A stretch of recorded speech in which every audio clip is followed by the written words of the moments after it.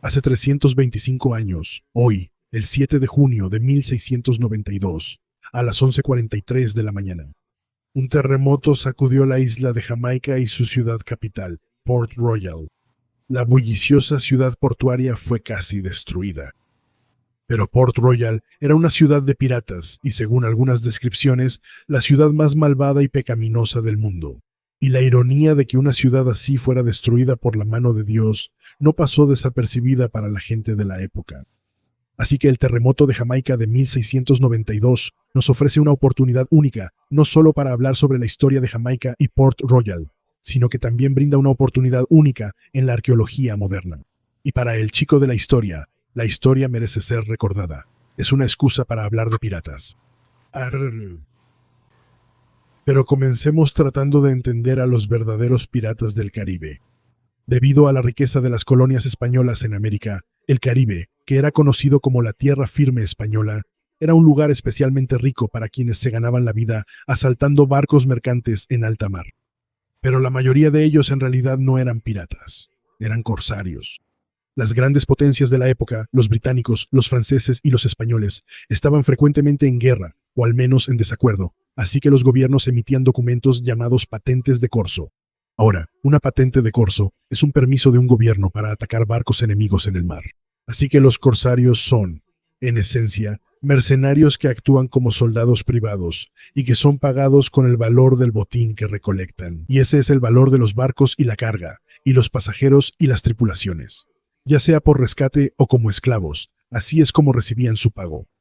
Ahora, estos son diferentes a los piratas. Los piratas hacen lo mismo, atacan barcos en alta mar por el valor de lo que puedan recolectar, pero lo hacen sin la protección de una carta de corso, así que son más vulnerables ante la ley.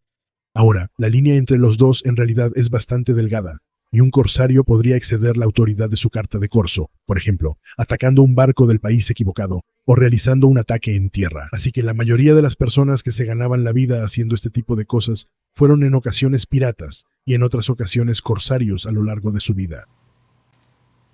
En el Caribe hay un término único llamado bucanero, y ese originalmente se refería a cazadores sin tierra en la isla de la Española que cazaban cerdos y ganado salvaje, y luego normalmente lo secaban hasta convertirlo en lo que en francés se llama viande de boucané, o algo así como cecina. Y así, las personas que hacían eso, esos hombres, eran llamados bucanets, y a los españoles no les agradaban por varias razones, entre ellas que proveían suministros a los corsarios que atacaban los barcos españoles. Así que los españoles los expulsaron de la isla de la Española, y muchos de ellos terminaron convirtiéndose en piratas ellos mismos. Y con el tiempo, el término que se anglicanizó como buccaneer se usó para referirse a todos los diferentes piratas, corsarios y filibusteros que operaban en el Caribe. Aunque eran piratas, no eran incivilizados. Los piratas del Caribe se habían unido para formar una organización poco estructurada llamada la Hermandad de la Costa. Esto era una asociación de capitanes que, tanto filibusteros como corsarios, se habían organizado juntos para regular las actividades económicas, principalmente para evitar conflictos entre los diferentes grupos de piratas. A principios del siglo XVII, los piratas del Caribe operaban principalmente desde la isla de Tortuga, que es una pequeña isla frente a la costa de la Española, lo que hoy es Haití. Pero en 1655, una flota británica capturó la isla española de Jamaica. Y el gobernador británico, sabiendo que los españoles querían recuperar Jamaica, invitó a la Hermandad de la Costa a usar la nueva capital de la Jamaica británica, la ciudad portuaria de Port Royal, como su puerto base. Ahora los británicos consiguieron una fuerza lista para defender Jamaica de los españoles, y los piratas obtuvieron un puerto seguro de aguas profundas con fácil acceso a las ricas rutas comerciales del Caribe español. El trato resultó mejor de lo que jamás pudieron imaginar. No solo capitanes bucaneros exitosos como Henry Morgan, quien fue el bucanero más famoso y temido del siglo XVII, trajeron muchísima riqueza de los barcos españoles que habían saqueado, sino que los españoles estaban tan afectados que no podían satisfacer las necesidades de bienes manufacturados de las colonias españolas. Y así, los colonos españoles se vieron obligados a comprar sus bienes manufacturados a los comerciantes británicos en Jamaica. Irónicamente, muchos de esos bienes habían sido tomados de barcos españoles por piratas. Este sistema, que se llamaba comercio forzado, hizo de Port Royal una de las ciudades más ricas de la época. Era una ciudad comercial bulliciosa. Había tanto dinero, oro y plata, que habían sido tomados por los piratas, que la cantidad de efectivo circulante en Port Royal en relación con la población era mayor que la misma cantidad en Londres en esa época. Y era una ciudad comercial tan importante, la ciudad más grande del Caribe, que Port Royal era más importante para el comercio que Boston. Pero era una ciudad pirata, y como una utopía pirata, estaba llena de asesinos y ladrones que tenían mucho dinero, y así se convirtió en un conocido centro de desenfreno, descrito de varias maneras como la Sodoma de Occidente y la ciudad más malvada del mundo cristiano. Era tan depravada que la ciudad de Port Royal tenía una taberna pública por cada 10 habitantes. Tenía muchas prostitutas y burdeles, porque una prostituta en Port Royal podía ganar más dinero que en casi cualquier otro lugar del mundo.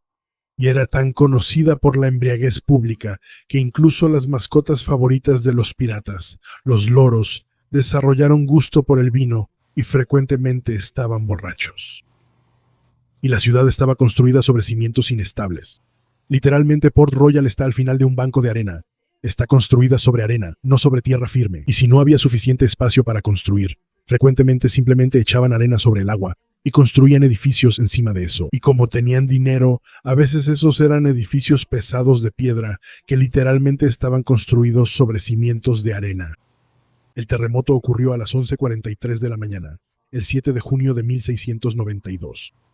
Llegó en 3 grandes sacudidas, la más fuerte de las cuales se estimó en alrededor de 7.5 en la escala de Richter. El suelo bajo la ciudad se licuó, un proceso llamado licuefacción, y toda la ciudad portuaria pareció deslizarse hacia el océano. En un periodo de solo 2 minutos, 2/3 de la ciudad de Port Royal quedaron por debajo del nivel del mar.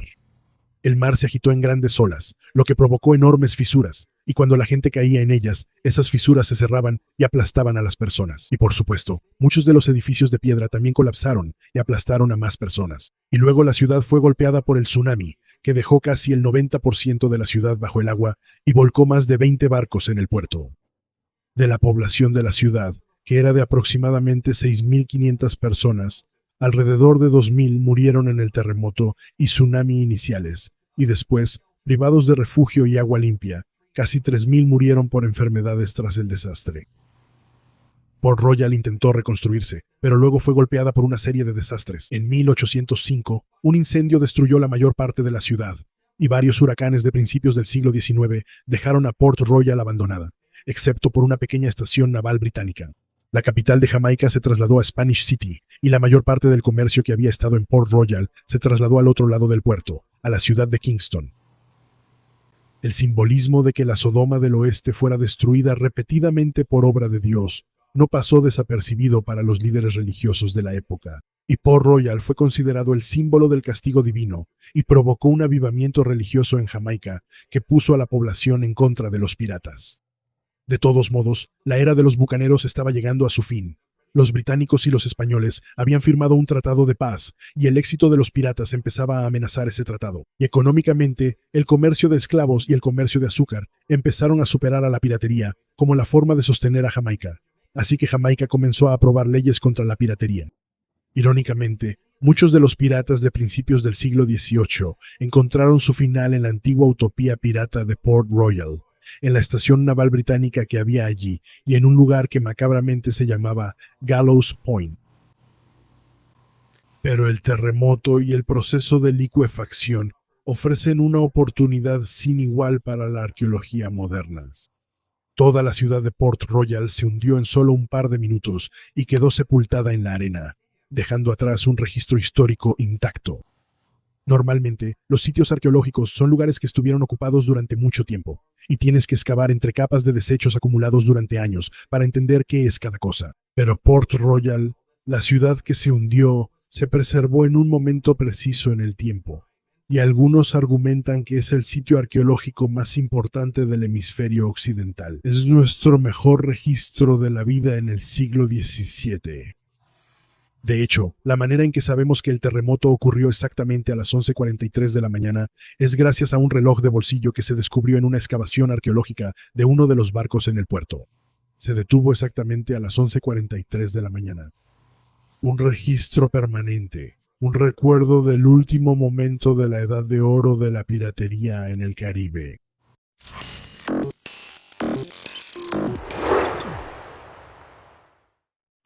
Esta semana aquí en Estados Unidos celebramos la festividad que llamamos Día de Acción de Gracias. ¿Y por qué? Nos gusta hablar de un banquete que compartieron 53 peregrinos y alrededor de 90 nativos americanos después de la primera cosecha de los peregrinos en 1621, como si fuera el primer Día de Acción de Gracias. Por supuesto, la idea de los festivales de la cosecha se remonta a milenios atrás, y apartar tiempo para dar gracias y compartir era una parte integral de la cultura de los nativos americanos mucho antes de que llegaran los europeos. De hecho, incluso la idea de que europeos y nativos americanos compartieran una comida para dar gracias es muy anterior a la llegada de los peregrinos. Exploradores españoles compartieron un banquete y celebraron una misa de acción de gracias con el pueblo timucua, ya en 1565. Y otra figura importante en el desarrollo de la festividad fue uno de los primeros exploradores europeos en recorrer el territorio que ahora llamamos Canadá, Martin Frobisher. Martin Frobisher se topó con partes desconocidas del nuevo continente mientras buscaba el legendario Paso del Noroeste. Y algunos historiadores argumentan que una comida que compartió con su tripulación en lo que se convertiría en suelo canadiense en 1578 es la base mítica de la celebración canadiense del Día de Acción de Gracias. Y como todas las historias que vale la pena contar, la de Frobisher es una historia de aventura, de dolor, de piratería. La curiosa historia de la vida de Martin Frobisher es una historia que merece ser recordada. Frobisher nació en la década de 1530 en Yorkshire, Inglaterra, hijo de un comerciante. Su padre murió temprano y fue criado en la casa de uno de los parientes de su madre, Sir John York, otro comerciante. Frobisher se unió a la tripulación mercante de Thomas Windham como grumete y formó parte de uno de los primeros viajes de Gran Bretaña a África Occidental y al Reino de Benín. Allí, los comerciantes intercambiaban bienes como telas inglesas con los reyes guerreros a cambio de pimienta y oro. Desafortunadamente, en el viaje de regreso de la exitosa misión, la tripulación fue azotada por una enfermedad y la mayoría pereció, quedando solo 40 sobrevivientes de la tripulación original de 3 barcos diferentes. Frobisher fue uno de los pocos afortunados que sobrevivieron a la misión. Los portugueses no estaban contentos con las incursiones británicas en lo que consideraban su territorio comercial.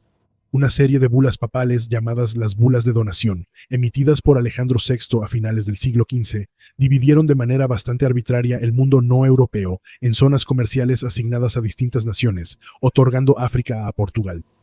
Más tarde, la reina Isabel I respondería a las protestas de Portugal sobre el comercio británico en África, diciendo: entre todos los príncipes y países, el intercambio de mercancías es la principal muestra de cordialidad. Y como jefa de la Iglesia de Inglaterra, de todos modos no reconocía la autoridad del Papa. Los ingleses, los portugueses y bueno, prácticamente todos saqueaban los barcos de los demás en estos viajes comerciales, y eso creó un ambiente de mala voluntad y desconfianza. En la década de 1550, Frobisher se unió a un nuevo grupo de comerciantes y regresó a Benín. Los registros de esta visita muestran las fechas en que se realizaron los intercambios y en qué lugares, pero omiten mencionar un evento significativo en la vida de Frobisher. Aparentemente, fue utilizado como garantía de buena voluntad entre los comerciantes y los pueblos nativos durante el comercio, pero la tripulación de Frobisher lo dejó atrás en lugar de recuperarlo. Frobisher fue finalmente entregado a los portugueses y retenido como prisionero en una fortaleza en el Golfo de Guinea. Algún tiempo después, fue devuelto a Portugal y desde ahí logró regresar a Inglaterra. En la década de 1560, Frobisher se presentó ante el Consejo Privado y dio una declaración sobre sus 9 meses como prisionero de los portugueses, una década antes. Dijo que durante su encarcelamiento, los portugueses le pidieron que fuera a recoger suministros. Frobisher dijo que se le requería hacer varios viajes que lo llevaban a 1 o 2 millas del mencionado castillo, para conseguir víveres como ganado, aves de corral y otros suministros necesarios para cubrir sus necesidades. Porque ellos mismos no se atrevían, por peligro de sus vidas, a hacerlo. No está claro exactamente cómo o cuándo Frobisher regresó a Inglaterra, pero los historiadores suponen que probablemente fue una experiencia formativa. Claramente, se habría sentido menospreciado al ser abandonado por sus compañeros comerciantes y dejado en África, y además, durante el tiempo que estuvo en prisión, probablemente vendieron todas las mercancías y repartieron sus ganancias sin él, así que ni siquiera le pagaron por su empresa ni por su encarcelamiento. Pero después de regresar, parece que dejó permanentemente la casa de su tío, Sir John York, y se dispuso a ganar su propia fortuna. Frobisher se casó con una viuda adinerada, Isabel Regat, en 1559, y procedió a gastar su fortuna separado de ella. El suyo fue un matrimonio de conveniencia, no de amor. Aunque ella tenía hijos de un matrimonio anterior, Martín e Isabel nunca tuvieron hijos juntos. Para 1560, Frobisher era un corsario activo y rara vez, si acaso, estaba en casa. Ser corsario era una profesión curiosa que bordeaba los límites entre lo legal y la piratería en el mar. En la época anterior al derecho internacional, los comerciantes que habían sido robados en el mar podían solicitar al Tribunal del Almirantazgo una carta de represalia que les otorgaba el derecho, designado por el tribunal, de recuperar el valor de la pérdida de su propiedad de un compatriota de la persona que los había robado. Se suponía que los corsarios debían operar dentro de estas normas, pero una vez lejos de la costa, las cosas podían volverse bastante complicadas. Además, si ciertas cantidades de carga terminaban en los bolsillos de las autoridades portuarias para que hicieran la vista gorda, bueno, los límites de las cartas de represalia se volvían menos importantes. De nuevo, no está claro cuándo o cómo Frobisher se convirtió en corsario, pero tuvo tanto éxito que pudo comprar su propio barco, el Mayflower, y continuar sus negocios lucrativos en él. En 1569, Frobisher se fugó con vino de un comerciante inglés que no iba a dejar que se saliera con la suya. El comerciante localizó sus bienes robados y exigió que se los devolvieran al nuevo dueño, quien no quería entregarlos, pero señaló a Frobisher como el hombre que había suministrado los bienes robados. Frobisher fue arrestado la siguiente vez que llegó al puerto y retenido en la infame prisión de Marshalsea, hasta que pudo pagar una multa de 900 libras, que era una cantidad enorme de dinero para esa época. El consejo privado le escribió al carcelero: «Le enviamos, por medio del portador de esta carta, a Martin Frobisher, contra quien usted sabe las graves quejas que se han hecho por diversas y variadas piraterías cometidas por él». Pero el contrabando de Frobisher le había hecho algunos amigos poderosos en la corte. Ellos le solicitaron a la reina Isabel y Frobisher fue liberado sin pagar la multa. Sin embargo, había un precio que pagar. Se esperaba que Frobisher encabezara una fuerza contra el corso en nombre de la reina y detuviera el contrabando y la piratería donde los encontrara. Tuvo poco éxito con esta tarea, pero continuó sirviendo. En 1572, Frobisher ayudó a abastecer a los británicos mientras sofocaban una rebelión en Irlanda. Y después de eso, o comenzó de nuevo a dedicarse discretamente al corso, o simplemente retomó el hábito si es que alguna vez realmente lo dejó. Luego su carrera tomó un giro curioso. Los historiadores no están seguros de por qué, pero en 1574, Frobisher solicitó al Consejo Privado dinero y suministros para intentar localizar el famoso Paso del Noroeste, una ruta marítima que permitiría a los comerciantes británicos navegar hacia el oeste desde el Atlántico hasta el Océano Pacífico.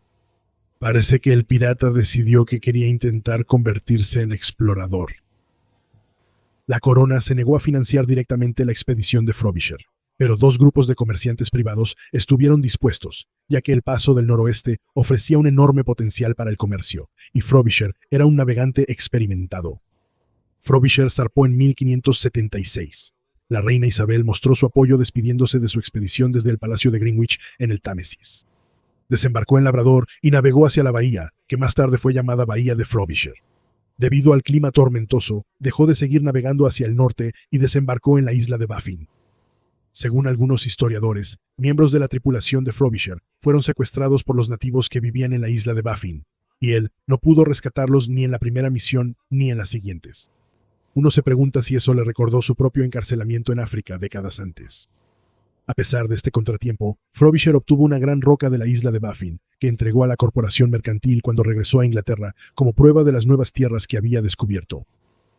Uno de los comerciantes del grupo mandó analizar la roca y determinó que contenía oro. Esto entusiasmó a todos porque ahora no solo hablaban de una ruta comercial hacia el otro lado del mundo, sino también de nuevas tierras ricas en oro para reclamar. Tras este descubrimiento, la reina Isabel ayudó a financiar dos expediciones más de Frobisher, una en 1577 y otra en 1578. Él navegó de regreso a la isla de Baffin y trajo toneladas más del mineral que se había descubierto en el suelo de ese lugar. Desafortunadamente para Frobisher, el mineral resultó no ser oro, sino pirita de hierro, que es relativamente sin valor, o el llamado oro de los tontos. Los sueños de Frobisher de un futuro cubierto de oro se acabaron y no se financiaron más expediciones. Sus toneladas de pirita de hierro se usaron para pavimentar caminos en Inglaterra. Fue durante el viaje de Frobisher en 1578, cuando supuestamente ofició una ceremonia de acción de gracias por haber llegado a salvo con su expedición. Los servicios de acción de gracias se celebraban en Europa, y como se mencionó antes, por los pueblos originarios en las Américas antes de esa época, pero el Día de Acción de Gracias de Frobisher fue una de las primeras celebraciones europeas en América del Norte. Pasarían más de 40 años antes de que los peregrinos celebraran un banquete con los Wampanoag en Plymouth. En el Día de Acción de Gracias de Frobisher, no tuvieron una gran comida ni otros elementos que ahora se asocian con las tradiciones posteriores de Acción de Gracias, pero sí dieron gracias por sus vidas. Sin perspectivas de otra expedición para buscar el paso del noroeste, Frobisher consiguió un puesto como comandante de un barco y una expedición para sofocar una rebelión en Irlanda en 1580. Y en 1585 fue nombrado vicealmirante por la reina Isabel, sirviendo bajo las órdenes de Sir Francis Drake, atacando puertos españoles en las Indias Occidentales. Se ganó la fama por su papel en rechazar a la Armada Española, enviada para facilitar una invasión a Gran Bretaña en 1588, donde comandó uno de los 4 escuadrones de la flota inglesa. Frobisher comandó el Triumph, el barco más grande de la armada de la reina Isabel. Atacó 2 veces al San Martín, el buque insignia del duque de Medina Sidonia, aunque no pudo capturar el barco. En un momento, el Triumph fue rodeado por 30 barcos de la armada cerca de la isla de Wight, pero Frobisher demostró una habilidad excepcional en la navegación, usando los botes del barco para maniobrar el Triumph, donde pudo aprovechar la ventaja del viento a barlovento de los españoles y escapar. Frobisher fue nombrado caballero por su valentía en su papel en la derrota de la flota española. Fue un logro extraordinario para alguien que comenzó como un simple grumete y que había sido abandonado en Benín como si no valiera nada. Ese mismo año, su primera esposa, Isabel, murió sola en un asilo para pobres. Probablemente no había visto a su esposo en años. Para el año 1590, Frobisher se había casado con otra viuda, Dorothy, la hija del primer barón de Wentworth. Pero la vida doméstica no parecía ser de su agrado, ya que Frobisher se fue a perseguir barcos del tesoro españoles, comandando una expedición para bloquear la costa española al año siguiente. En noviembre de 1594 la suerte de Frobisher se acabó. Liderando una flota durante el asedio de Fuerte Crozon, parte de las guerras de religión francesas y la guerra anglo-española, Frobisher recibió una herida de bala en la pierna. El cirujano que extrajo la bala no logró quitar la taco de tela y la herida se gangrenó. Frobisher murió el 22 de noviembre de 1549 en Plymouth, Inglaterra. Martin Frobisher fue una personalidad histórica compleja, un pícaro en la época de Walter Raleigh y Francisco Drake. Era un pirata o un corsario, dependiendo de tu punto de vista. Fue uno de los primeros exploradores en explorar el noreste de Norteamérica y un soldado audaz que ayudó a derrotar a la Armada Española. Barcos de la Marina Real, nombres de calles en Canadá y, por supuesto, la bahía de Frobisher en la isla de Baffin llevan su nombre.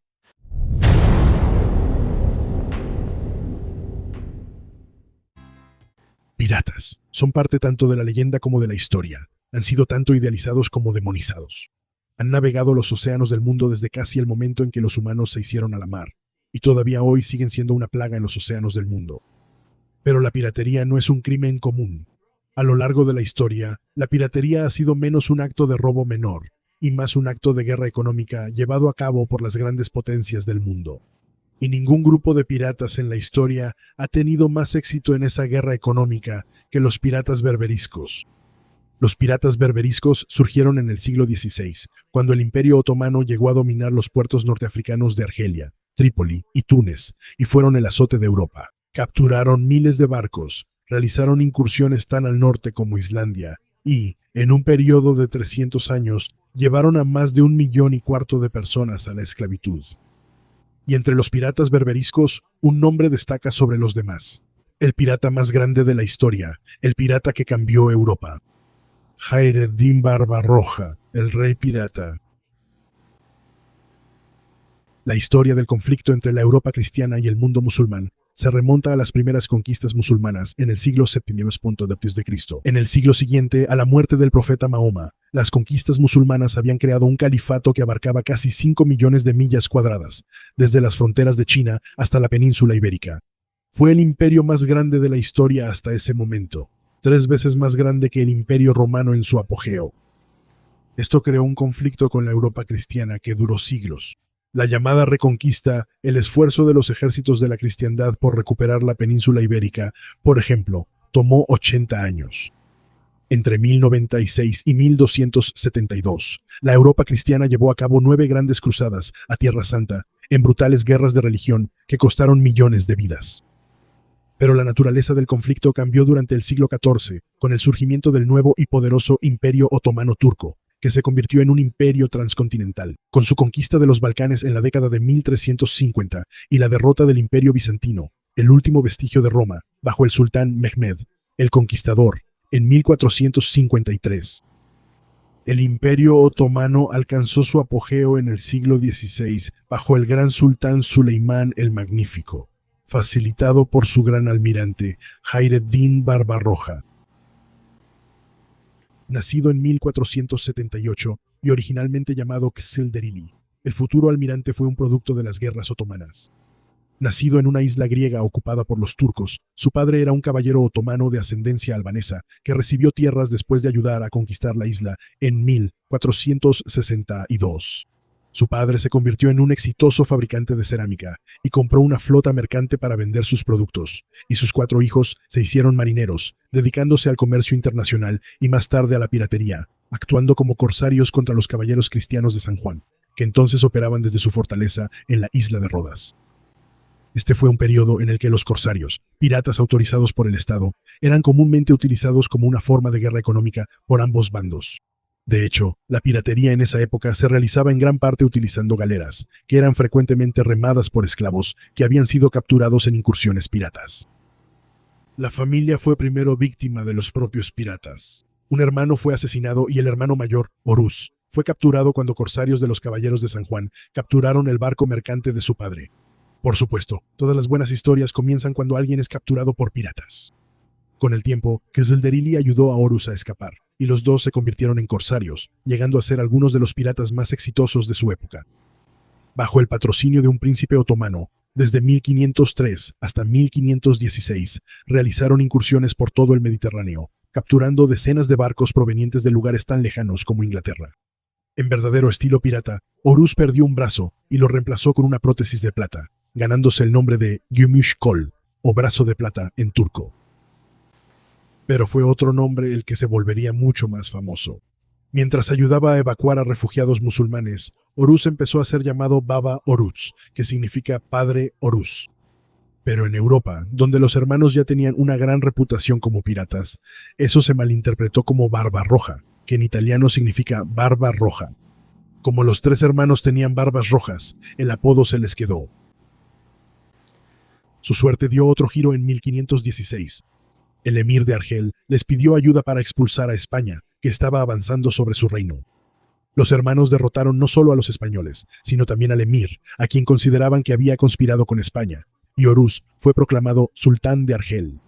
Los hermanos piratas se habían convertido en reyes. Cuando Horus murió luchando contra los españoles en 1517, Kisr tomó su título y su nombre, Barbarroja. Para proteger su nuevo territorio, buscó el apoyo del Imperio Otomano, y Argel se convirtió en una provincia otomana. El conflicto con España continuó hasta 1529, pero Argelia se convertiría en un estado otomano, y la principal base de los piratas berberiscos hasta la conquista francesa de Argelia, 300 años después.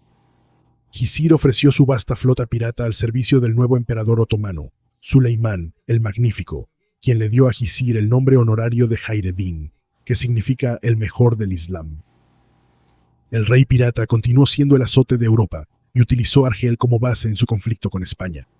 En 1533 cambió el mundo cuando fue enviado como emisario al rey Francisco I de Francia, regalándole al rey un león africano vivo, que se hizo famoso como el León de Barbarroja.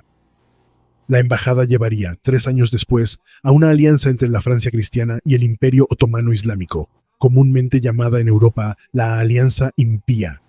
La alianza, basada en la oposición compartida al Imperio de los Habsburgo, se convertiría en una de las alianzas más duraderas e influyentes de Europa, y perduraría durante 2 siglos y medio. Ahora aliado con Francia, Hayreddin Barbarroja se convirtió en un gran dolor de cabeza para el Imperio de los Habsburgo, que el propio emperador del Sacro Imperio Romano Germánico, Carlos V, intentó sobornar a Hayreddin para que cambiara de bando. Hayreddin respondió decapitando al emisario que llevaba la oferta. Mientras Hayreddin y sus flotas ayudaban a capturar las islas del Mediterráneo de los reinos europeos, y mientras Suleimán sitiaba la propia Viena, el Papa, Pablo III, formó una Liga Santa, combinando las flotas del Papado, España, los Habsburgo, la República de Venecia y los caballeros de Malta bajo el mando del famoso almirante genovés Andrea Doria.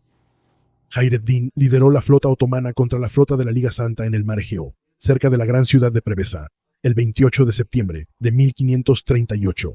A pesar de estar en desventaja numérica de más de 2-1, Hayreddin superó en maniobras a la flota de Andrea Doria. Aprovechando sus galeras más móviles, derrotó a la Alianza, hundiendo 10 barcos y capturando 36 más, sin perder ni una sola nave otomana. La victoria fue decisiva. Hayreddin capturó la mayoría de las islas mediterráneas que quedaban bajo control europeo al año siguiente, y la República de Venecia se vio obligada a pedir la paz. Debido a Preveza, las flotas otomanas dominarían militarmente el Mediterráneo durante los siguientes 30 años. Barbarroja continuaría siendo el azote del Mediterráneo, derrotando flotas europeas, saqueando y capturando ciudades y fortalezas europeas. Se retiró en 1545 para escribir sus memorias y murió pacíficamente en 1546. Está sepultado en una tumba en Estambul, junto al Museo Naval de Estambul. El Imperio Otomano continuaría siendo una de las armadas más poderosas del mundo hasta el siglo XIX. Fueron la tercera armada más grande del mundo hasta 1875. El reino de Barbarroja, Argelia, perduró lo suficiente como para luchar en 2 guerras contra Estados Unidos en 1801 y nuevamente en 1815, antes de ser finalmente conquistado por los franceses en 1847. Pero fue en el siglo XVI, bajo el gran gobernante Suleimán el Magnífico, cuando el Imperio Otomano alcanzaría la cima de su poder. Y gran parte de ese éxito se debió a su gran almirante. En su momento, comandando más de 200 barcos y temido en toda la cristiandad, Hayreddin Barbarroja, el temible pirata Barbarroja, no tenía igual, el pirata más grande de la historia.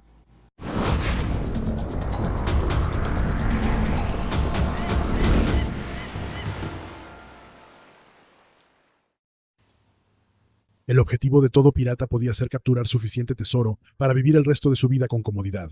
Pero para los verdaderos piratas, eso rara vez sucedía. Era mucho más probable que encontraran la muerte que la fortuna. Si no fuera por otra razón, si lograban capturar un gran botín, eso los convertía en un objetivo para otros piratas y para la ley.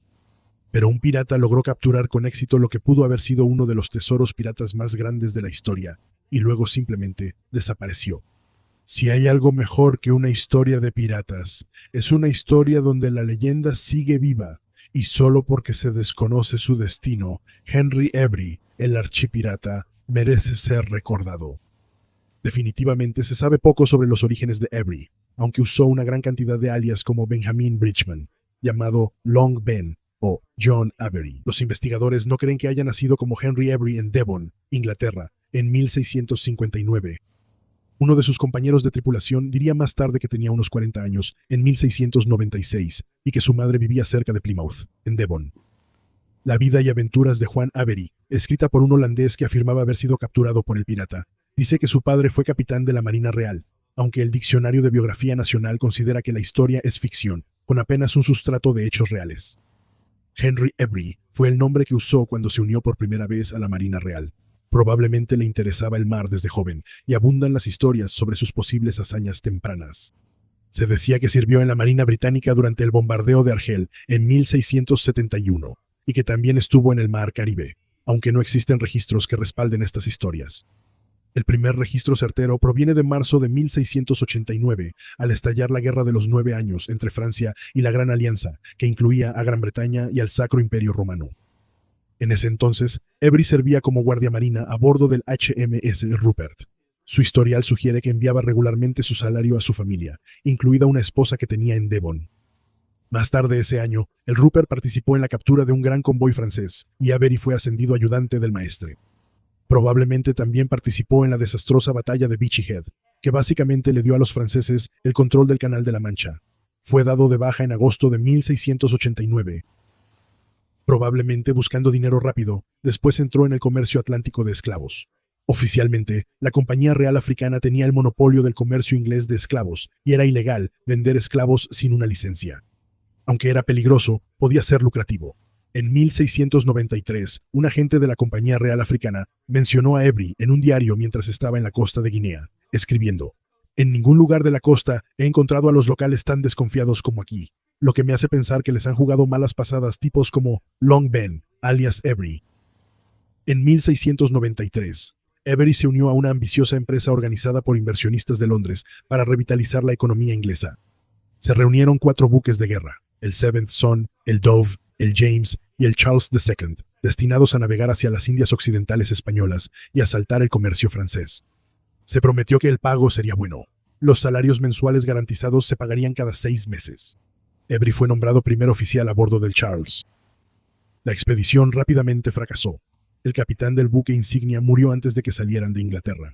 Un viaje de 2 semanas desde Londres hasta Coruña, España, de alguna manera se extendió a 5 meses, y los barcos quedaron varados en Coruña, esperando papeleo. Permanecieron varados durante meses, y los marineros no recibieron pago. Los capitanes se negaron a pagar a la tripulación, ya que probablemente habría significado la muerte inmediata. Deserción. En este punto, los marineros parecían haber empezado a temer de que en realidad habían sido vendidos como esclavos por los españoles y estaban siendo retenidos como prisioneros. Cuando la flota finalmente se preparó para partir, la tripulación volvió a exigir su pago. Al ser rechazados, comenzaron a planear su motín. Avery era un partidario entusiasta, yendo de barco en barco y convenciendo a los hombres de que se unieran a él. Era una elección natural como líder de un motín, tenía mucha experiencia en la navegación y era de bajo rango social, lo que animaba a los demás a creer que era digno de confianza. El lunes 7 de mayo de 1694, los conspiradores pasaron a la acción. Abordaron apresuradamente el Charles II, alrededor de las 9 de la noche, capturando a la tripulación y a su capitán postrado en cama sin derramar sangre. Una versión dice que una lancha del James se acercó para unirse y preguntar: ¿está a bordo el contramaestre borracho? Acordaron una contraseña. Se dice que el capitán del James gritó que los hombres estaban desertando, y Avery respondió que lo sabía perfectamente bien. James abrió fuego contra el Charles II, y Avery se vio obligado a retirarse apresuradamente hacia mar abierto. Una vez a salvo, Avery les dio a los que no conspiraron la oportunidad de unirse a ellos. Si quieren ser uno de nosotros, los recibiremos. Si no, aquí tienen un bote y los llevaremos a la orilla. Supuestamente, incluso le ofreció al capitán capturado recuperar su puesto si estaba dispuesto a convertirse en pirata.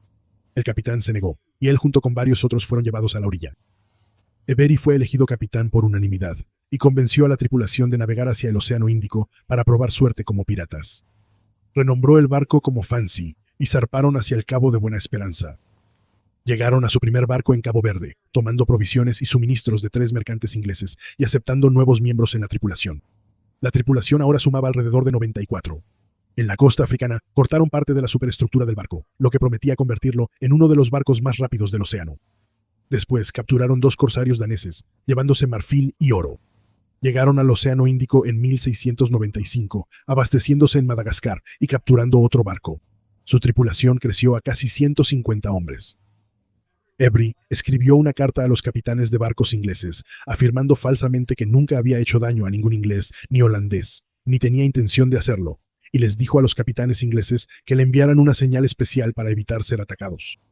Cualesquiera que fueran sus verdaderas intenciones, la carta parece haber evitado que persiguieran al Fancy.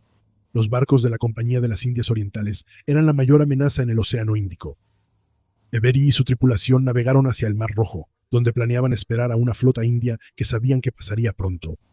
La flota era fácilmente una de las presas más valiosas de Asia y posiblemente del mundo.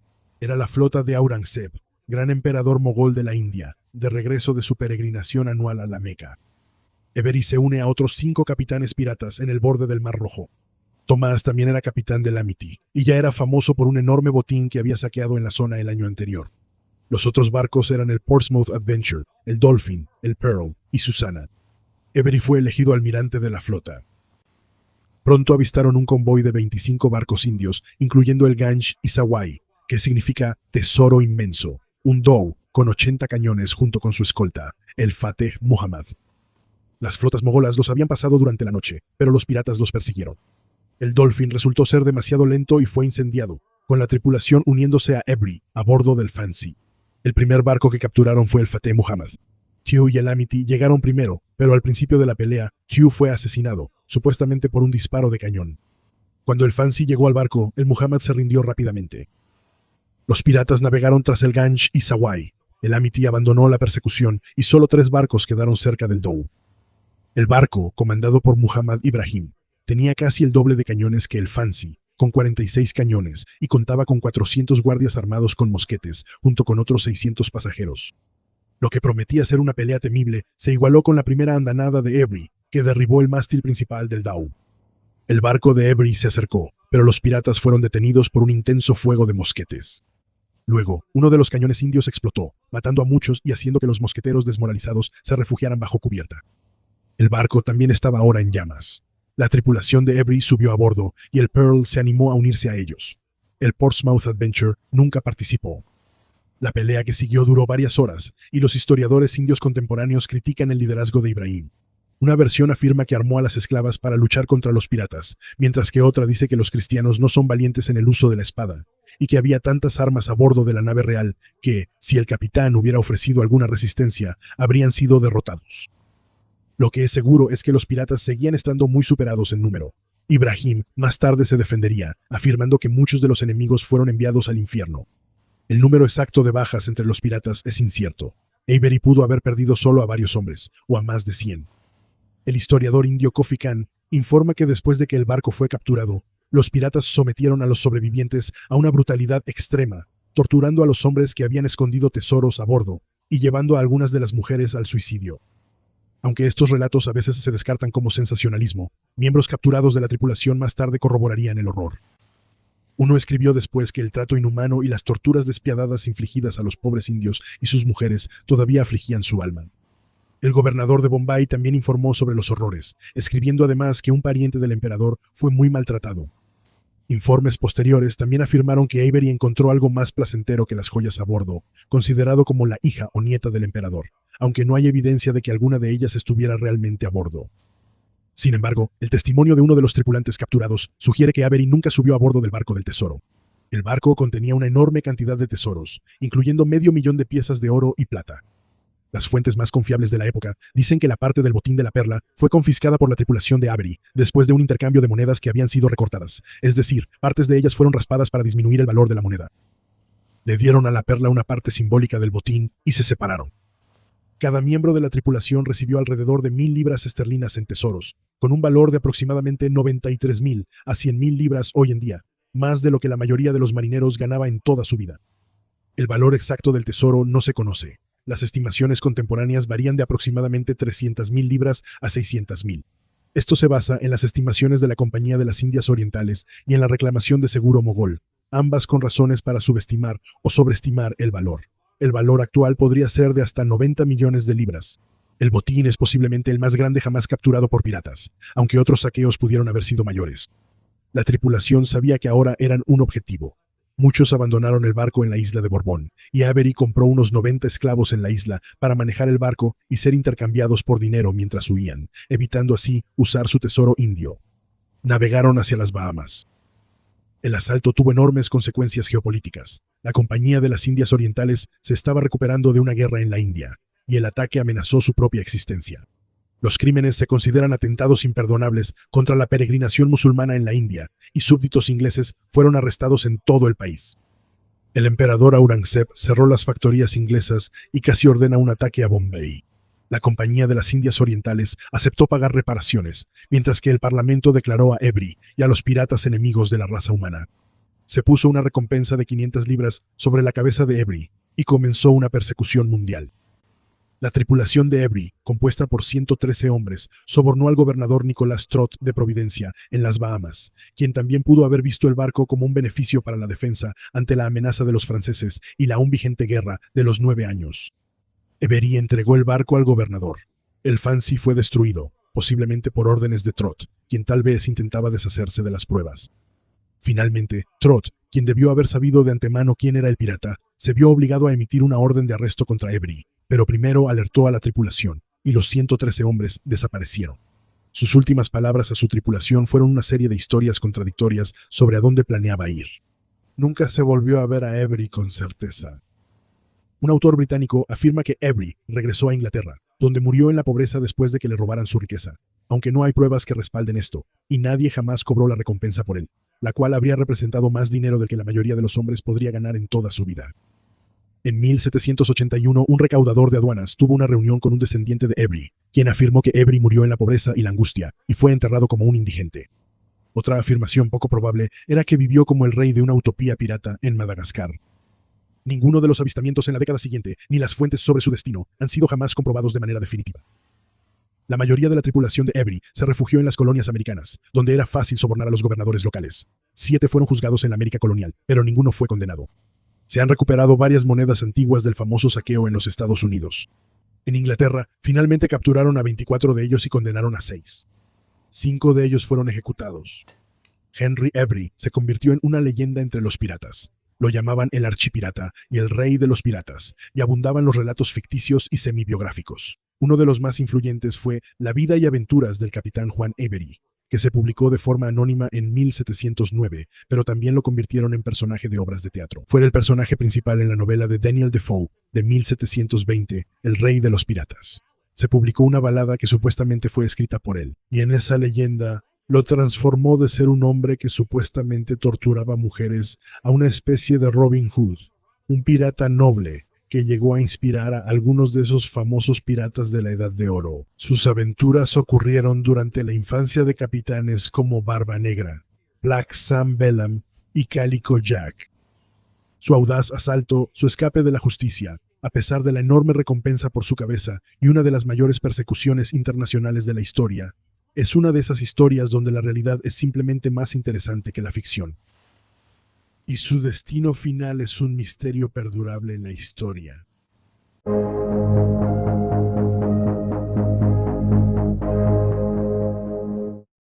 Los piratas son un tema común en la cultura popular.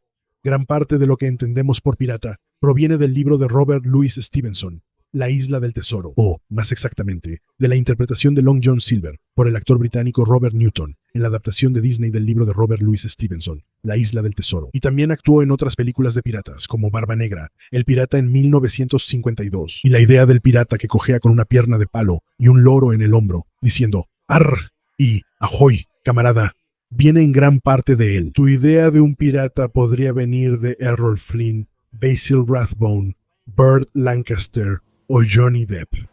Pero el descubrimiento de un naufragio frente a Cape Cod, Massachusetts, en 1984, nos dice mucho sobre la vida de algunos de los piratas más exitosos de la Edad de Oro. Y como muchas cosas en la historia, la verdadera historia resulta ser mejor que la ficción. Es una historia de aventura, de personas que se lanzaron al mar en busca de su fortuna, de amores perdidos, de la búsqueda de un gran tesoro pirata que literalmente incluía un mapa donde la X marca el lugar. El naufragio del Whydah Galley es historia que merece ser recordada. Humphrey Morris era el ejemplo perfecto de una historia de éxito en la Inglaterra de principios del siglo XVIII. Aunque nació en una familia adinerada, heredando el negocio mercantil de su padre en 1689, cuando tenía solo 18 años, aprendió el oficio de comerciante de su tío y expandió significativamente su negocio, llegando a ser tan exitoso que en 1716 se convirtió en director del Banco de Inglaterra. También tuvo éxito en la política, convirtiéndose en miembro del Parlamento en 1713, donde fue un incansable defensor del comercio, especialmente con África. En 1715, Maurice encargó lo que se describió como un espectacular barco mercante, el Witegale, nombrado así por el puerto de Vite en África Occidental. Con 110 pies de largo, el barco era una galera, capaz de moverse con remos, pero también estaba completamente equipado con 3 mástiles. Era un barco mercante grande y moderno, con una capacidad de carga, lo que en esa época se llamaba toneladas de porte, de 300 toneladas. Capitaneado por un holandés y expirata llamado Lawrence Prince, el Witegale fue construido para el comercio triangular. El Witegale llevaba productos manufacturados, incluyendo textiles y ron, al puerto de Vite, en el actual país de Benín. Allí los productos se intercambiaban por africanos. Humphrey Morris ha sido descrito desde entonces como el principal comerciante de esclavos de Londres de su época. La Whydah Galley podía transportar a 500 africanos cautivos, quienes luego serían llevados en el llamado Pasaje del Medio, para ser vendidos en las Indias Occidentales, donde el barco se cargaría con materias primas, especialmente azúcar, para ser llevadas a Europa. Más de 1 millón de personas fueron llevadas a la esclavitud en el comercio triangular entre 1701 y 1725, y la Whydah Galley era uno de los barcos más modernos de ese comercio en su época. Y como siempre existía el riesgo de encontrarse con piratas, estaba equipada con 18 cañones para su defensa. Y la Whydah Galley parecía estar destinada a hacer a Humphrey Morris fabulosamente rico. En su viaje inaugural en 1717, el barco transportó a 312 cautivos africanos a través del Pasaje del Medio hacia Jamaica y, como resultado, había reportado 4,5 toneladas de oro y plata con las que adquirir mercancías para la siguiente etapa del comercio triangular. Pero la Whydah Galley resulta que no estaba destinada al comercio triangular. En febrero de 1717, el barco navegaba por el paso de los vientos entre Cuba y la Española cuando fue atacado por el temido pirata, Black Sam Bellamy. Nacido en Inglaterra en 1689, Bellamy había sido marinero en la Marina Real. Aunque es difícil separar los hechos de la leyenda en su historia, generalmente se acepta que emigró a Cape Cod, Massachusetts, alrededor de 1715, donde se enamoró de una mujer local, una belleza conocida como la Bruja de Wellfleet. Exactamente quién era ella es motivo de desacuerdo. Su nombre pudo haber sido o no María Hallett o Mary Hallett. Puede que haya estado casada o no. Puede que hayan tenido o no un romance que resultó en un embarazo. Pero parece que, sea cual sea la historia, ya fuera para ganarse la aprobación de sus padres o para conseguir los recursos necesarios para robarla de su esposo, Bellamy se fue en 1616 para hacer su fortuna, acompañando a un grupo de cazadores de tesoros que buscaban un tesoro perdido en un naufragio español.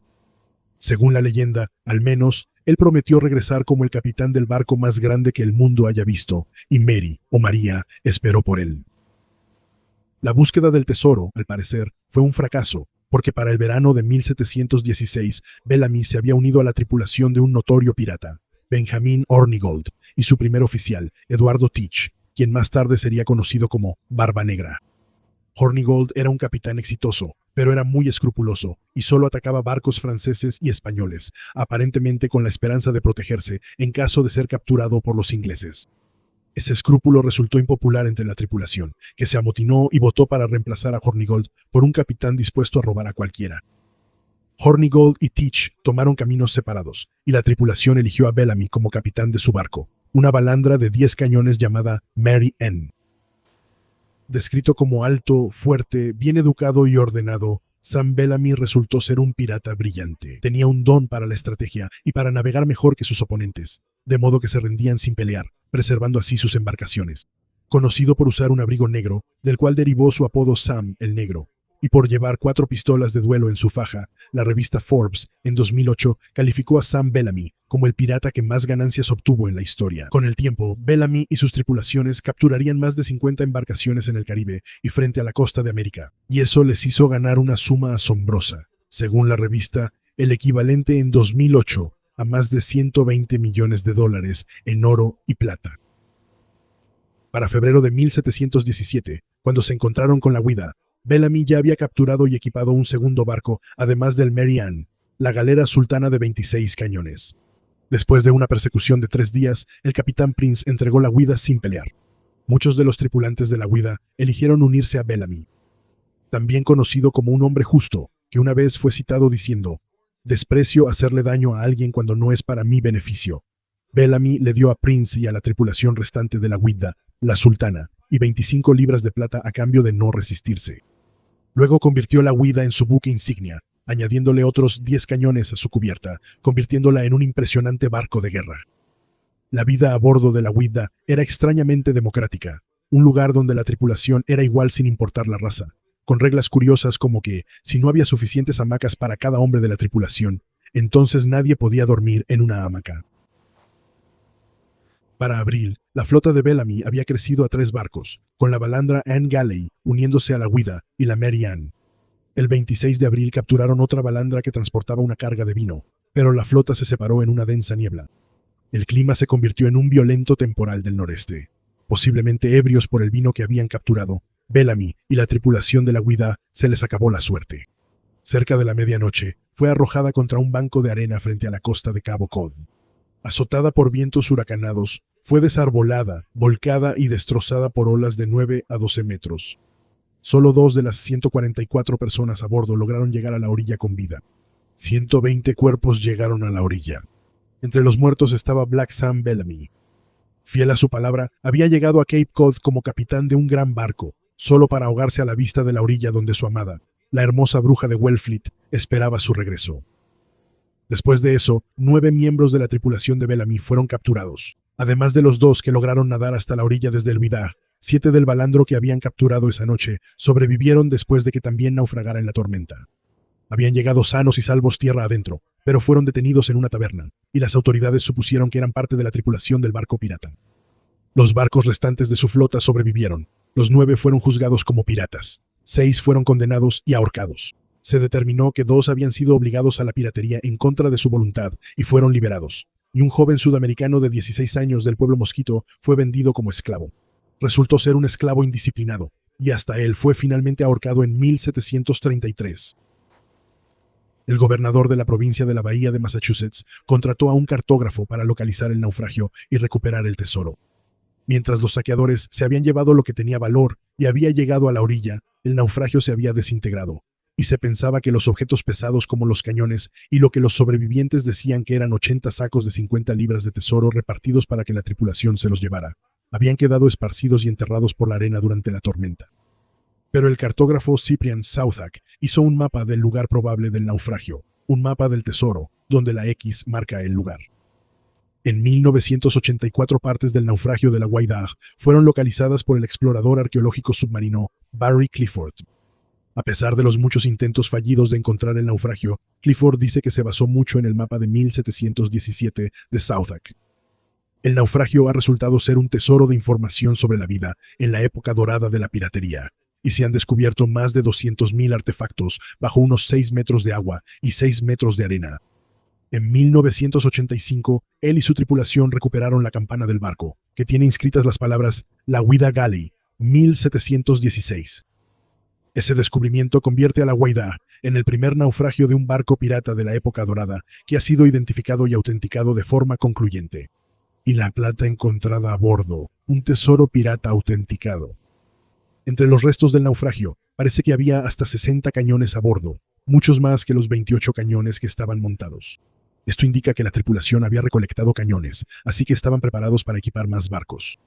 También se encontró un hueso de pierna, un fémur, de un niño de entre 8 y 11 años de edad.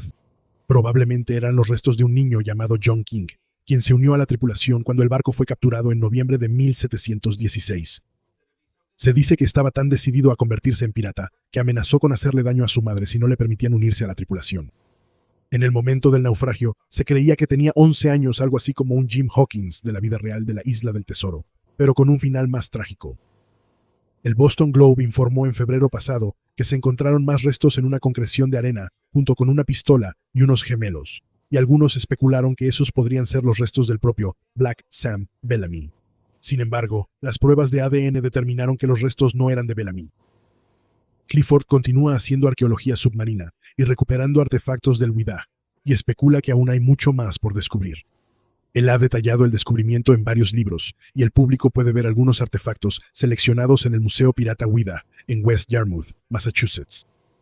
Palsgrave Williams, quien era el segundo al mando de Bellamy y comandante de la balandra Mary Ann, se perdió la tormenta porque había ido a Rhode Island a visitar a unos familiares.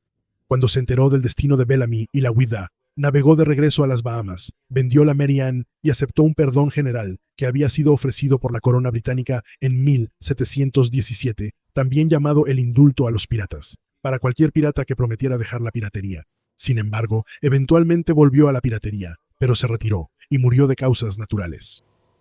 Richard Nolan, quien comandaba el tercer barco de su flota, el Anne, también navegó de regreso al Caribe y también aceptó el indulto a los piratas, pero luego se convirtió en corsario para los españoles. Su destino final es desconocido. Benjamin Hornigold, el capitán pirata a quien Bellamy y su tripulación habían depuesto, también aceptó el indulto a los piratas, y luego pasó los siguientes 18 meses trabajando para el gobernador de las Bahamas cazando piratas. Murió cuando su barco naufragó en una tormenta en 1719. El primer oficial de Hornigold, Eduardo Teach, llegó a ser conocido en el mundo como el pirata Barba Negra. Él y Hornigold se separaron después de ser desplazados por Bellamy, y según la revista Forbes, Teach obtuvo el equivalente a $500,000 en tesoros, en valores de 2008, con su propia tripulación. Teach también aceptó el perdón para piratas, pero volvió a la piratería y fue asesinado en una pelea con la Marina Real Británica en 1718. Lawrence Prince, el holandés y expirata que había estado al mando del Widow cuando fue capturado por Bellamy, regresó a Inglaterra y continuó como capitán en el comercio de esclavos. Realizó varios otros viajes transportando esclavos, pero su destino final se ha perdido en la historia. Humphrey Morris, el principal comerciante de esclavos de su época, finalmente se convirtió en gobernador del Banco de Inglaterra. Pero resulta que también estaba malversando fondos del banco, así como de un fideicomiso que su tío había dejado a sus hijas. Murió repentinamente en 1731. Algunos piensan que se envenenó cuando sus crímenes estaban a punto de ser expuestos. El naufragio del Whydah Galley Representa bien la edad de oro de la piratería, una época en la que hombres e incluso algunas mujeres arriesgaban sus vidas para encontrar su fortuna en alta mar. Es irónico que un barco construido para llevar personas a la esclavitud fuera capturado por hombres que solo buscaban ser libres, en una época en la que la línea entre héroe y villano no era tan obvia. Y es extrañamente irónico que el pirata más rico de la edad de oro de la piratería fuera reclamado por el mar a la vista de su puerto final. La ficción no podría haber ideado un final más conmovedor para la historia. Espero que hayas disfrutado este episodio de The History Guy, pequeños fragmentos de historia olvidada de entre 10 y 15 minutos de duración. Y si te gustó, por favor, haz clic en el botón de me gusta. Si tienes alguna pregunta, comentario o sugerencia para futuros episodios, por favor escríbelos en la sección de comentarios. Estaré feliz de responder personalmente. Asegúrate de seguir a The History Guy en Facebook, Instagram, Twitter y revisa nuestra mercancía en teespring.com. Y si quieres más episodios sobre historia olvidada, lo único que tienes que hacer es suscribirte.